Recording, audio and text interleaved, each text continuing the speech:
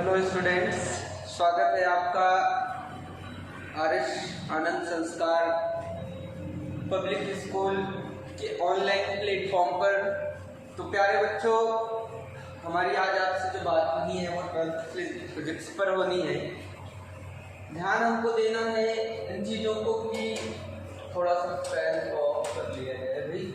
ध्यान देना है प्यारे बच्चों कि हमने पिछले लेक्चर में क्या बात की थी, कितनी बातें की थी, उन सारी चीज़ों को हम लोग रिवीजन किए होंगे। ये पता है, मुझे उम्मीद है कि आप बेहतर किए होंगे।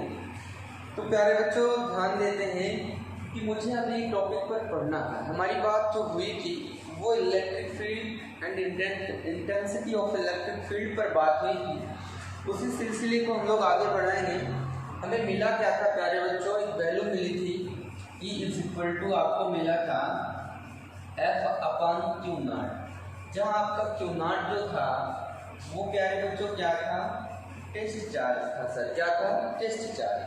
अब आइए जरा सा ध्यान देते हैं कि इनकी जो है बीमा क्या होगी। बीमा का मतलब ये हुआ कि इनका डायमेंशनल फार्मूला क्या होगा, इनकी यूनिट्स क्या होंगी, चूँकि एग्जाम में क्वेश्चन पूछता है ऑब्जेक्टिव क्वेश्चन को लेकर के। देन आपको क्या मिला प्यारे बच्चों? E = F/Q0। अब चलिए हम क्या करेंगे, इनका यूनिट निकालेंगे एंड डायमेंशनल फार्मूला, मतलब हम लोग बोल सकते हैं कि इसका मात्रक व उसकी बीमा क्या है।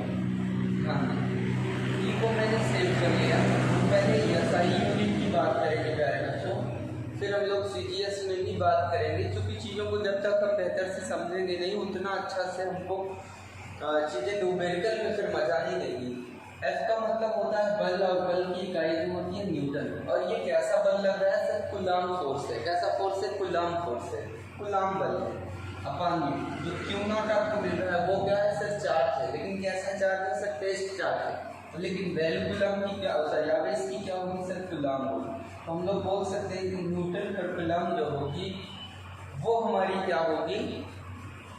इंटेंसिटी ऑफ इलेक्ट्रिक फील्ड, विद्युत क्षेत्र की तीव्रता का व्यंजक होगा। दूसरी चीज यह लगा करके आप ध्यान दें कि आप देखो F पर न्यूटन का मतलब बल। आप जानते हो F की वैल्यू क्या मिलती है सर? यह में मिलती है। सो F = M का मतलब मास का मतलब किलोग्राम, A का मतलब मीटर पर सेकेंड स्क्वायर। ध्यान दें, किलोग्राम मीटर पर सेकेंड स्क्वायर एक F मिल जाएगा। और यहाँ पर प्यारे बच्चों ध्यान दें, जो आपका आवेश है, आवेश को हम लोग क्या बोलते हैं? Q = I/T। Q बराबर क्या बोलते हैं? I/T। तो I का मतलब क्या होगा? एम्पियर होगा, इंटू में क्या होगा? सेकेंड होगा। तो आप लोग एक वैल्यू क्या लिख सकते हैं? N की जगह पर आप लिख सकते हैं किलोग्राम मीटर पर सेकेंड स्क्वायर। अपान में क्या लिख सकते हैं? ये आपका क्या है? I का मतलब आपका क्या हो जाएगा? एम्पियर। और T का मतलब सेकेंड। तो हम लोग नीचे में क्या लिख सकते हैं? Ampere second. प्यारे बच्चों ध्यान रखना, देन E = किलोग्राम। ध्यान दें, किलोग्राम मीटर, ये आपका सेकेंड स्क्वायर इसके पास चला आएगा। किलोग्राम मीटर पर सेकेंड की पावर 3 A, मतलब एम्पियर सेकेंड की पावर 3। ये वैल्यू आपको क्या मिल जाएगी? आपके इंटेंसिटी ऑफ इलेक्ट्रिक फील्ड की एक और यूनिट मिल जाएगी। मान लें कि आपका एग्जाम में ये चीज़ आपको क्वेश्चन में न्यूटन पर कूलम ना दिया हो, ये दिया हो, तो इन चीज़ों को भी हमको फोकस करना। ओके, मुझे उम्मीद है कि चीज़ आपको समझ में आई होगी। अब प्यारे बच्चों क्या करेंगे कि हम इसको इरेज करेंगे। वीडियो को थोड़ा सा पॉज कर लिया करें। पॉज करने के बाद रोक लिया करें। रोकने के बाद, मतलब पॉज का मतलब ही रोकना होता है, सही सेकेंड। फिर उसको आप चीज़ को बेहतर तरीके से नोट कर लें। अब ये तो हमारी बात थी SI यूनिट। इसमें थी सर ये हमारी बात SI यूनिट। चलिए गुड। अब प्यारे बच्चों जो हमारी बात होनी है वो होगी CGS में। इसमें होगी सर CGS, मतलब इसमें लंबाई सेंटीमीटर में मापा जाएगा, मास आपका ग्राम में मापा जाएगा, टाइम आपका जो होगा वो सेकंड। क्योंकि आपने अपने पिछले वाले स्टैंडर्ड में ये सारी चीज़ें पढ़ी होगी। यूनिट एंड मेजरमेंट आपको 9वीं में भी टॉपिक मिला रहा होगा और आपको 11वीं में भी मिला रहा होगा। सो ध्यान दें, CGS में क्या करेंगे? E = F का मतलब होता है फोर्स। फोर्स मार्कर चेंज कर लें, न्यूटन, न्यूटन होता है। तो सीजीएस में ये न्यूटन जिसमें तब्दील हो जाता है सर डाइन में तब्दील हो जाता है। क्योंकि ध्यान दें आपने पढ़ा रहा होगा F इज इक्वल टू क्या ma, देन F बराबर क्या होगा किलोग्राम मीटर पर सेकंड स्क्वायर, एक्सेलरेशन क्या होगा मीटर पर सेकंड स्क्वायर। अब ध्यान दें हमने आपसे क्या बात किया था कि यदि m की वैल्यू 1 kg हो तो आपको क्या मिलेगा 1000 ग्राम, 1000 ग्राम इंटू यदि m की वैल्यू 1 मीटर हो तो आपको क्या मिलेगा 100 सेंटीमीटर अपान में क्या सेकंड स्क्वायर, देन 10 के पावर 3 10 के power 2, then F equal to आपको क्या मिलेगा 10 के पावर 5 ग्राम सेंटीमीटर पर second square. This is called dyne, this is called dyne. So F equal to कितना मिल जाएगा आपको 10 के पावर 5 डाइन। इसका मतलब है कि बल की एक यूनिट और क्या होगी प्यारे बच्चों सर बल की एक यूनिट होगी डाइन। देख रहे हैं, मुझे उम्मीद है कि चीजें समझ में आ रही हैं। चलिए उसके बाद जो आपका क्यू नॉट होता है, देखिए क्यू नॉट आपका चार्ज परीक्षण आप सीजीएस प्रतीक में से हम लोग स्टैक कूलॉम बोलते हैं। क्या बोलते हैं स्टैक कूलॉम, स्टैक कूलॉम। ये सीजीएस में क्यू नॉट की इकाई है। ध्यान दें अब बताओ F की वैल्यू क्या लिखेंगे सर F की वैल्यू डाइन लिखेंगे गुड अपन क्यू नॉट की वैल्यू क्या लिखेंगे सर क्यू नॉट की वैल्यू स्टैक कूलॉम लिखेंगे। क्या लिखेंगे सर स्टैक कूलॉम। चलिए गुड, तो इसका मतलब है कि सीजीएस में भी आपको एक वैल्यू मिलेगी। जैसा थोड़ा इंक डालो स्टैक कूलॉम आपको मिलेगा। अब प्यारे बच्चों क्या करना है कि डाइन अपॉन स्टैक कूलॉम आपकी किसकी वैल्यू मिल गई सीजीएस पद्धति में इंटेंसिटी ऑफ इलेक्ट्रिक फील्ड की वैल्यू मिल गई। या लगा करके आप लोग क्या कर सकते हैं जो आपकी डाइन है उसकी जगह पर क्या लिख सकते हैं ग्राम सेंटीमीटर पर सेकेंड स्क्वायर। यहाँ ध्यान दें ग्राम सेंटीमीटर पर सेकेंड स्क्वायर। उसके बाद जो आपका स्टैक कूलॉम है उसे हम लोग क्या लिख सकते हैं एम्पियर स्टैक सेकेंड की पावर। आप मल्टीप्लाई कर लेंगे तो आपका काम आसानी से हो जाएगा। अब मुझे उम्मीद है कि ये चीज़ आपको बेहतर समझ में आएगी। अब प्यारे बच्चों हम इसके डायमेंशनल फार्मूले पर चलते हैं, मतलब है हम इसकी बीमा पर चलते हैं। इंटेंसिटी ऑफ इलेक्ट्रिक फील्ड की बीमा क्या होगी प्यारे बच्चों। बीमा के लिए क्या होगा ये मैं लिख देना वी नो दैट, हम जानते हैं और हम क्या जानते हैं then E equal to F upon Q naught जानते हैं गुड। अब देखो बीमा निकालना आपने अपने पिछले स्टैंडर्ड में बेहतर तरीके से सीखा होगा। जो आपकी फंडामेंटल क्वांटिटीज़ थी उनको किस तरह से डिनोट करते हैं, क्या क्या चीज़ें होती हैं, वो सारी चीज़ों को आप अगर ध्यान दिए होंगे तो आपको बेहतर तरीके से आएगा। हम इसे इरेज करते हैं शॉर्टकट में, हम बेहतर तरीके से आपको बता भी देते हैं कि बीमाएँ निकलती कैसे हैं, क्योंकि इन चीज़ों पर डिस्कशन करना थोड़ा सा ठीक नहीं है क्योंकि आप लोग पहले डिस्कस कर लिया होगा। लेकिन जिस भी बच्चे को जिस तरह की समस्या होगी मैंने अपना कॉन्टैक्ट नंबर आपको मैंने पहले से बता रखा है, दे भी रखा है, आप स्वतः संपर्क कर सकते हैं कि सर चीज़ें मेरी कम समझ में आ रही है या फिर क्या कैसी प्रॉब्लम है। चलो बेटा क्या है equal to F upon Q naught मिला। अब आपको बीमा निकालनी है तो पहले F की बीमा आनी चाहिए। तो सबसे पहले क्या करेंगे F का मतलब फोर्स, फोर्स का मतलब बल, और बल की बीमा जो हमको निकालनी होगी तो हम कैसे निकालेंगे बल बराबर में प्यारे बच्चों मिलता है द्रव्यमान गुणे में त्वरण, मतलब आपका एक्सेलरेशन। सो बल को F से कन्वर्ट द्रव्यमान, ध्यान दें द्रव्यमान को किससे कन्वर्ट करेंगे m से, इंटू में क्या आपको मिल जाएगा a। अब प्यारे बच्चों ध्यान रखना कि बीमा को निकालने के लिए फार्मूले बेहतर होने चाहिए। F बराबर अब देखो द्रव्यमान को किससे कन्वर्ट करेंगे m से, बीमीय संकेत इसका क्या होता है, या फिर पहले हम लोग यूनिट लिखेंगे। द्रव्यमान की इकाई क्या होगी सर किलोग्राम, त्वरण की इकाई क्या होगी सर मीटर पर सेकंड स्क्वायर। चलिए इसकी बीमा कन्वर्ट कर लीजिए। तो सबसे पहले मॉडल लगाइए, किलोग्राम का मतलब मॉस, तो किलोग्राम की बीमा m, m पर मीटर, मीटर का मतलब लेंथ, लेंथ का मतलब लंबाई, लंबाई की बीमा l। चलिए गुड अपान टी, यस पर समय, समय को टाइम से, टाइम की बीमा कैपिटल T। सो हम क्या करेंगे अब इनको रिवर्स करेंगे। क्या करेंगे प्यारे बच्चों रिवर्स करेंगे तो F की वैल्यू जो आपको मिलती आएगी वो mlt माइनस 2 मिल करके आएगी।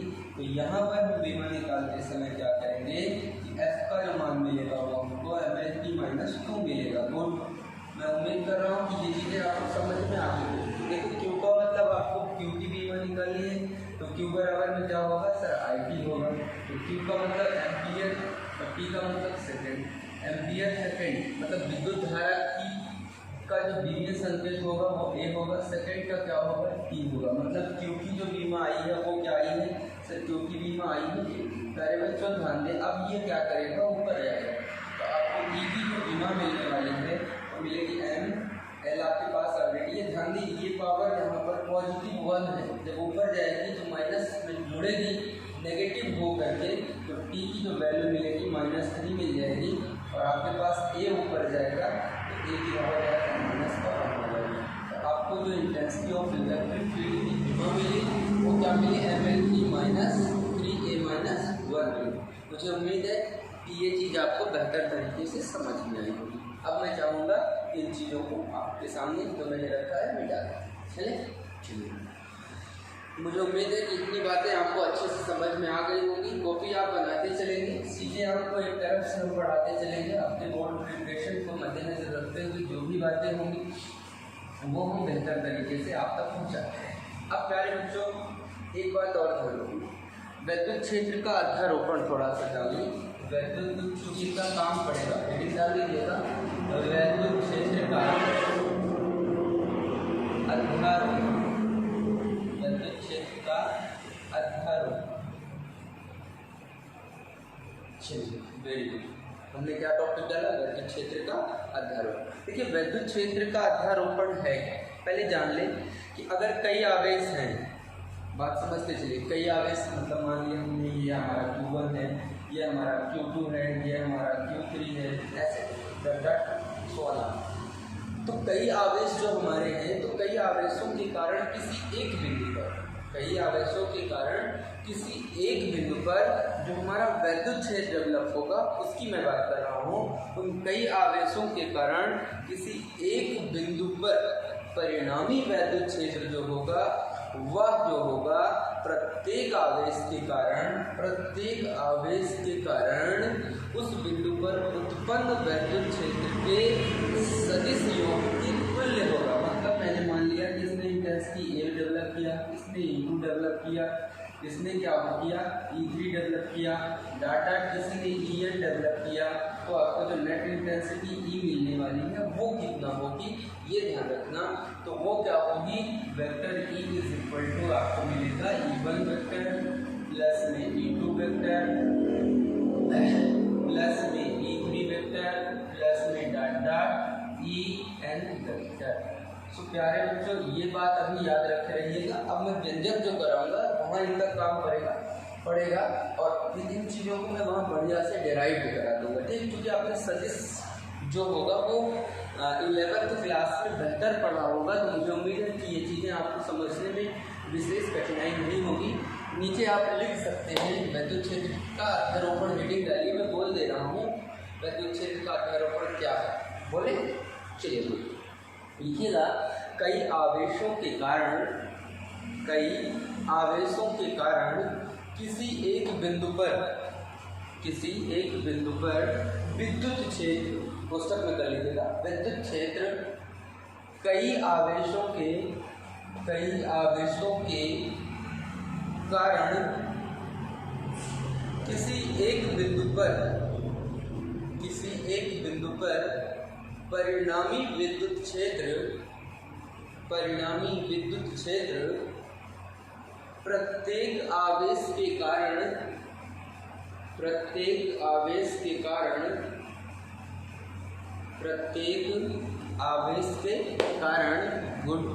प्रत्येक आवेश के कारण उस बिंदु पर उत्पन्न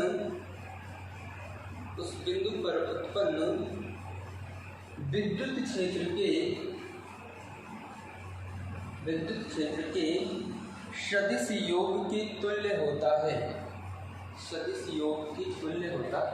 चलिए अब प्यारे बच्चों अर्थात करके ये चीज़ें आप डेवलप कर लीजिएगा। अर्थात E vector equal to E1 vector plus E2 vector plus E3 vector dot En vector.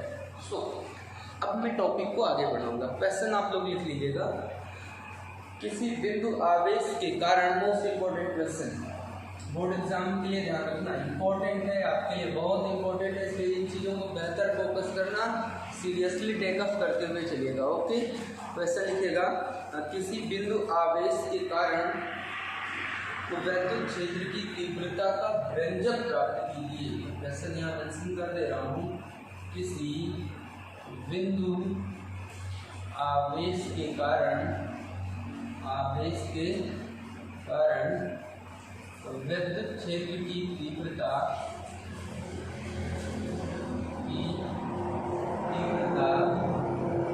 का व्यंजक प्राप्त कीजिए। ये आपका क्या होगा, क्वेश्चन होगा। अब प्यारे बच्चों ध्यान रखना कि जो ये हमारा क्वेश्चन होगा, इसको हमको किस तरह से मेंटेन करना है, कैसे मेंटेन करना है, क्या क्या चीज़ें इनके बारे में पढ़नी है, वो ध्यान देंगे।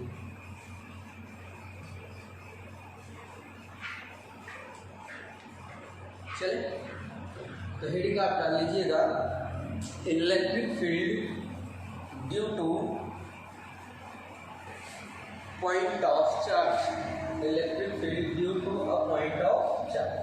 Electric field due to a point of charge, मतलब हम कह सकते हैं विद्युत क्षेत्र की तीव्रता किसी बिंदु आवेश के कारण। चलिए, अब प्यारे बच्चों, जो मैंने इसके पहले वाले लेक्चर में आपसे विद्युत फील्ड की बात किया था और उसके बाद इंटेंसिटी ऑफ इलेक्ट्रिक फील्ड की बात किया था, उन सारी चीज़ों का बढ़िया से काम पड़ेगा। ठीक, तो सबसे पहले क्या करेंगे, देखिए होता है कि बोर्ड एग्जाम में लिखना पड़ता है, माना कि प्लस क्यू एक चार्ज है, उससे आर दूरी पर मैंने परीक्षण आवेश Q0 लिया। अब क्या होगा कि Q2 पर फोर्स माना कि F लगाएगा, then F equal to 1/4 something.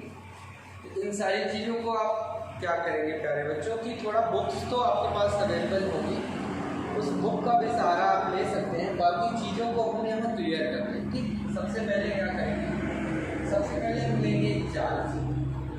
और कैसा चार्ज सर, ये जो हमारा चार्ज है वो SC, SC का मतलब सोर्स चार्ज। गुड, अब ध्यान रखना कि इस चार्ज से हमने क्या किया, R डिस्टेंस पर, कितनी दूरी पर, R डिस्टेंस पर हमने क्या किया कि एक सेकंड चार्ज लिया जिसका नाम क्या होगा, Q0 कैसा है सर हमारा, Q0 TC का मतलब टिकट है ना, TC का मतलब है सर टेस्ट चार्ज। ओके, अब मैंने आपको पहले बता रखा है कि Q0 जो होगा वो ऑलरेडी पॉजिटिव लेंगे। अब बताइएगा कि ये जो फोर्स लगाएगा, मतलब ये हुआ कि इस पर लगने वाली बल की जो दिशा होगी वो कहाँ होगी सर, लगने वाले बल की दिशा जो है बाहर होगी। Very good. तो प्यारे बच्चों ये बताओ इसके इंटेंसिटी की डायरेक्शन कहाँ होगी सर, इंटेंसिटी की भी डायरेक्शन क्या होगी, बाहर ही होगी। बात मेरी समझ में आ गई ना। अब ध्यान दें, ये चार्ज इस पर जो फोर्स लगाएगा इसके कारण क्या होगा, ये एक दूसरे से दूर जाएगा। ये वाला चार्ज मतलब Q जो होगा, जो Q0 पर फोर्स अप्लाई करेगा, उसके कारण ये चार्ज जो हमारा होगा वो इससे क्या होगा, दूर जाएगा। अब ये जो चीज़ें आपको समझ में आ गई होगी कि दूर क्यों जाएगा, मैंने पहले भी बता रखा है। पॉजिटिव मीन्स आप देख रहे हैं सिमिलर चार्ज में आप देख रहे हैं कि इनके जो साइन है पॉजिटिव दोनों चार्ज सजाती है। अब सजाती होने के कारण क्या होगा कि एक दूसरे से रिपेल्टिव फोर्स का ये एक्सपीरियंस करेंगे, मतलब है कि ये अनुभव जो करेंगे वो प्रतिकर्षण बल का अनुभव करेंगे। So distance between Q and Q0 is equal to, आप कितना मेंटेन कर लेंगे सर, R। ओके, अब चलिए यहीं पर हम लोग क्या कर लेते हैं, हल डाल देते हैं और चीज़ों को समझते हैं। बातें इतनी हम उम्मीद करेंगे कि आप समझ चुके होंगे बेहतर तरीके से। बाकी की बातें अब हम आपसे करने वाले हैं, उस पर आप फोकस करिएगा। चलिए क्या करेंगे कि आपके Q0 आवेश पर बल कौन लगेगा, किसके कारण, Q के कारण। तो वही चीज़ मैं यहाँ मेजर करने चल रहा हूँ कि Q0 आवेश पर प्लस Q0 परीक्षण आवेश है, सोर्स चार्ज है कि टेस्ट चार्ज, चलिए Q0 आवेश पर Q नॉट आवेश पर लगने वाला बल, Q नॉट आवेश पर लगने वाला बल प्लस Q के कारण है, प्लस Q के कारण है। पिछले लेक्चर में बात हुई थी ना, इसकी वैल्यू बहुत छोटी होती है और ये वैल्यू इसकी बड़ी क्वांटिटी होगा तो इसका प्रभाव इस पर नहीं पड़ेगा बल्कि इसका प्रभाव इस पर पड़ेगा। तो वहाँ मैंने क्या मेजर किया कि प्लस Q आवेश पर लगने वाला बल प्लस Q के कारण है, इसके कारण है प्लस Q के कारण है। तब कूलॉम के नियमानुसार, कूलॉम के नियम से, according to Coulomb's law, Coulomb's law में हमने क्या पढ़ा, F is equal to 1/4 pi epsilon naught Q1 Q2, then first charge is Q and second is Q naught upon में डिस्टेंस दोनों की R स्क्वायर, क्या होगा न्यूटन। मुझे उम्मीद है इतनी बात आपको बेहतर समझ में आ गई होगी। इसी को क्या करेंगे, वैसा नंबर प्यारे बच्चों फर्स्ट देंगे, फिर नीचे लिखिएगा वी नो दैट्स हम जानते हैं कि, क्या जानते हैं, मैंने इसके पहले इंटेंसिटी फाइंड आउट की थी ना, क्या जानते हैं, E is equal to F upon Q naught, then equation number second. अब हम प्यारे बच्चों क्या करेंगे, from equation number first, from equation first हमारा जो समीकरण क्या है, पहला, क्या करेंगे कि समीकरण 1 से समीकरण 2 में F की वैल्यू फाइंड आउट करेंगे।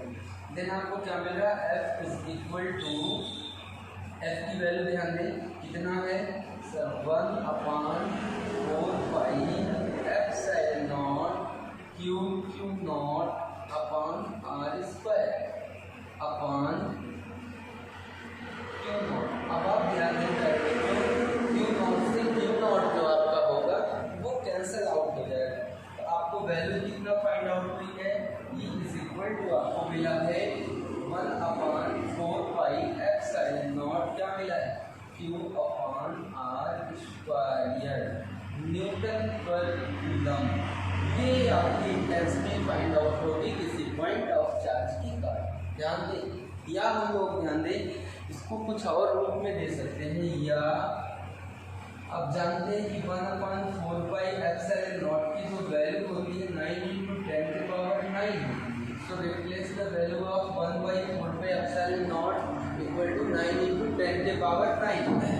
प्यारे बच्चों हम इसे ये भी लिख सकते हैं कि 9 × 10⁹ Q अपान R स्क्वायर न्यूटन पर कूलम। यहाँ पर ध्यान हमको देना है कि चीज़ों को हमको आसानी से समझनी है, स्टेबल करते हुए आसानी से चलना।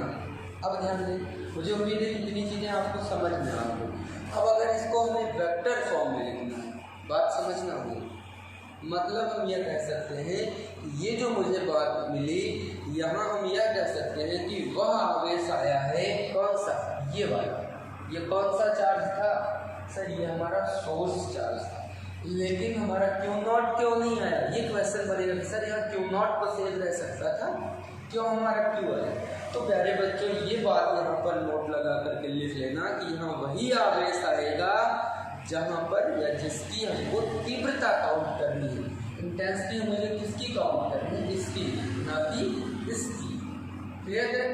अब अगर इसे वेक्टर रूप में लिखना हो, इस वैल्यू को मुझे किस रूप में लिखना हो, सदिश रूप में लिखना हो, तो आपने पढ़ा रहा होगा पिछली कक्षा में, मीन्स 11वीं की कक्षा में, तो हम लोग इसे सदिश रूप में कैसे लिखेंगे, vector E is equal to 1/4 pi epsilon naught Q upon, ध्यान देना आपको जो आपकी R है, जो आपकी R है वो क्या हो जाएगा, R³ इंटू वेक्टर, ये आपको किस रूप में मिल गया सर, ये मुझे सदिश रूप में हो गया। चूँकि अगर हम वहाँ पर कैप ए रखेंगे तो कैप आर रखेंगे तो कैप आर की वैल्यू आपको क्या मिलती है, कैप आर की वैल्यू आपको मिलेगी cap R is equal to R upon mod और, ध्यान दें आर अपॉन आपको क्या मिलेगी मॉड आर, या हम cap R is equal to vector R upon में क्या कर सकते हैं are.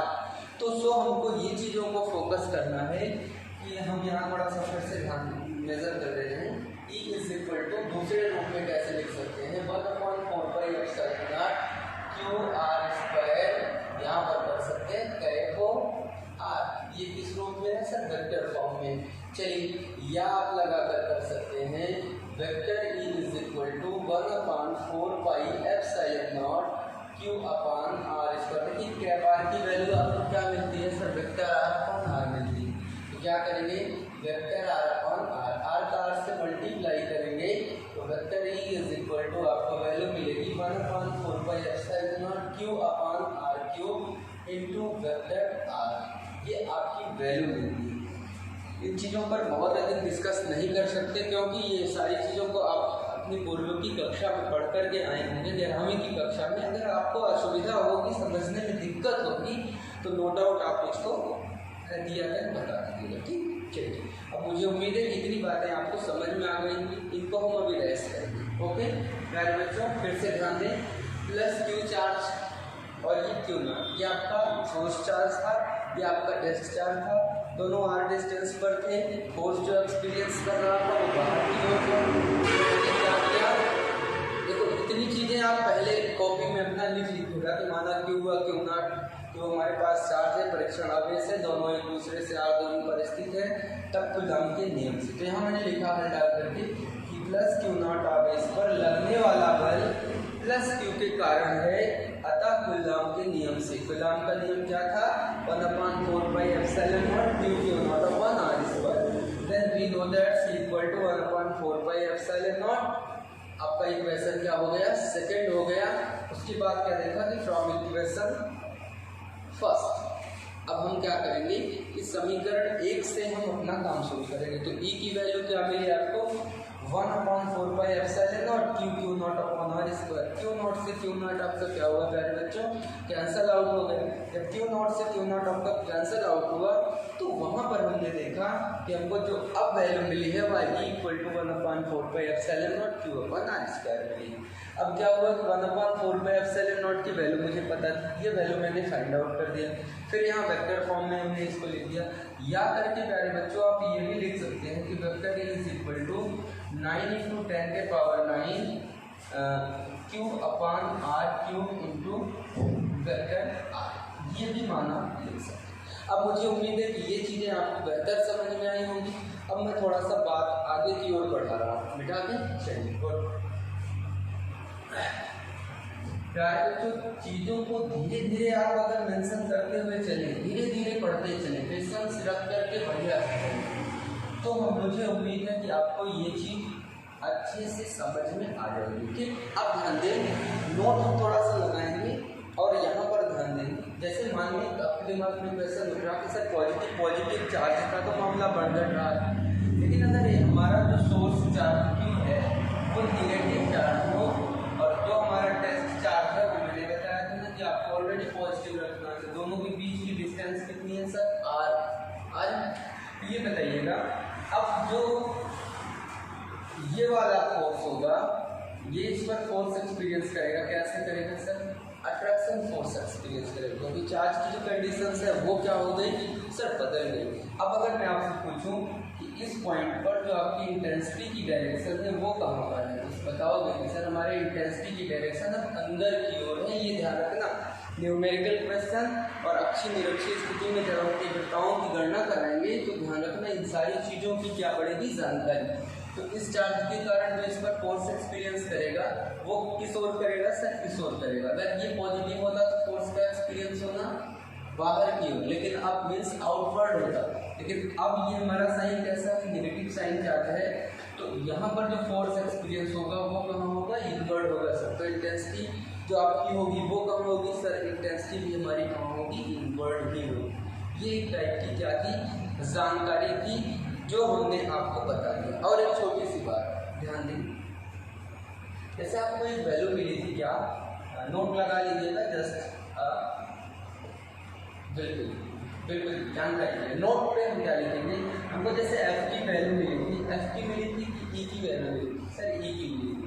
E is equal to क्या मिला था, 1/4 एप्सिलॉन नॉट क्यू अपान में क्या मिला था सर, आर स्क्वायर मिला था। मैंने इसको अभी वेक्टर फॉर्म में नहीं करना है, ठीक।